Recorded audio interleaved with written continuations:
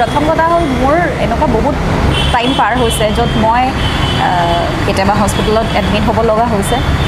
জনপ্ৰিয় কণ্ঠশিল্পী প্ৰিয়ংকা ভৰালীয়ে কিয় নিজকে শেষ কৰি দিব বিচাৰিছিল? এটা ইণ্টাৰভিউত জনপ্ৰিয় কণ্ঠশিল্পীগৰাকীয়ে কি বুলি কৈছে আপোনালোকে শুনকচোন।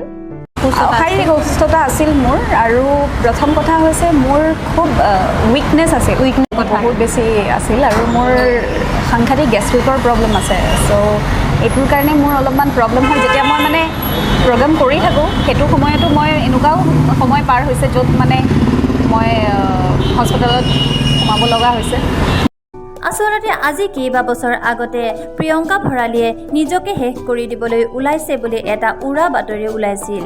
আচলতে সেই সময়ত প্ৰিয়ংকা ভৰালীয়ে গেষ্ট্ৰিক আৰু দুৰ্বলতাত ভুগি থকাৰ বাবেহে হস্পিটেলত ভৰ্তি হৈছিল। সেই বিষয়ে তেওঁ এটা ইণ্টাৰভিউত এনেদৰে স্পষ্টীকৰণ দিছিল।